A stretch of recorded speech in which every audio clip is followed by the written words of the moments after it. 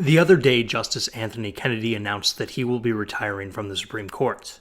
Out of the 9 justices on the bench, he is thought to be the most moderate, often acting as the swing vote in 5-4 decisions. President Trump, who has the authority to nominate judges, is supposed to announce his choice for Kennedy's successor today. The next judge is supposed to be selected from his previously released list of 25 candidates. Personally, I'm extremely happy. I've been critical of Trump in the past, and I will continue to be when I think he does wrong. But he has been extraordinary in his judicial appointments, and it seems as though this trend will continue. Meanwhile, over at TYT, the self-proclaimed home of the progressives, people are not so happy. Now, this will open a seat in the Supreme Court and allow Donald Trump to nominate whoever he chooses, and that could be a complete and utter disaster. It's funny because all I hear from the folks over at TYT is how we're losing our democracy, about how we're sliding into fascism, and how our institutions like rule of law and separation of powers are being destroyed. So another step towards fascism, where they say, you can't hold me accountable. You can't hold me accountable for anything. Donald Trump ran on rule of law. What a sick joke. Insofar as the health of our constitutional republic is concerned, I am bothered by much of the president's rhetoric, and yes, by some of his policies. But by any objective measure, the Nazi and fascism accusations are wildly overblown. And while I'm glad to hear Cenk and others are concerned about the future of our system, I know that this concern is fundamentally insincere. In actuality, Cenk has no enduring commitment to our system of government, and is perfectly happy to undermine it with his own rhetoric. Let's listen to what Cenk has to say about Trump's last Supreme Court nomination, Neil Gorsuch. I'm going to refer to Gorsuch as the illegitimate Supreme Court Justice, Neil Gorsuch. And you know, I started calling John Boehner tobacco checks John Boehner over a decade ago when he was handing out checks from the tobacco lobby as they were voting on tobacco, okay, and subsidies that tobacco was going to get. The man is deeply corrupt. And so for Gorsuch, if it takes 3 decades, then I'm going to call him illegitimate for 3 decades because that is what he is. That is a stolen seat. The illegitimate Neil Gorsuch. Well, Scalia did die when Obama was in office, hence the vacancy was Obama's to fill. This means that Republicans stole it, right? Wrong. Yes, it's true, the Constitution grants the president the power to nominate justices to the Supreme Court.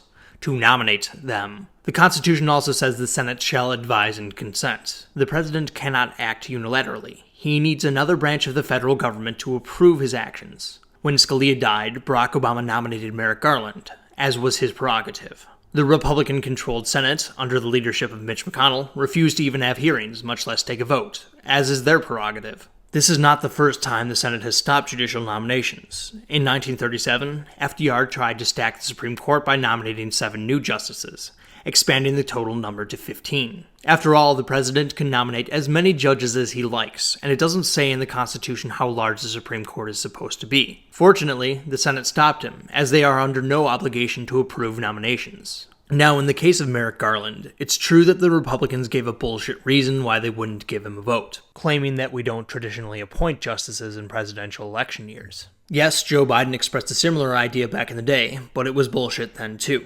The fact is, there is no informal norm that governs this situation, because there are almost never judicial vacancies in the year of a presidential election. Upon inauguration, the president is granted a slew of powers for a full 4-year term. He does not magically lose one of these powers in an election year.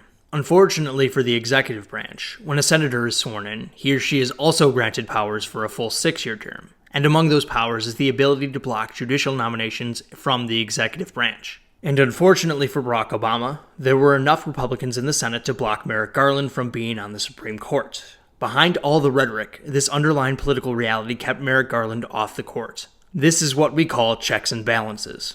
Of course, if the citizens of America didn't like this dynamic, they had a form of recourse. Elections. If more Democratic senators had been elected, Barack Obama could have appointed any judge he wanted. And if Hillary Clinton had won, she could have appointed whomever she pleased. And if the Democrats had won the Senate in 2016, they could have blocked Neil Gorsuch, and we would have somebody else in his place, or we could have continued on with 8 justices. Except none of those things actually happened.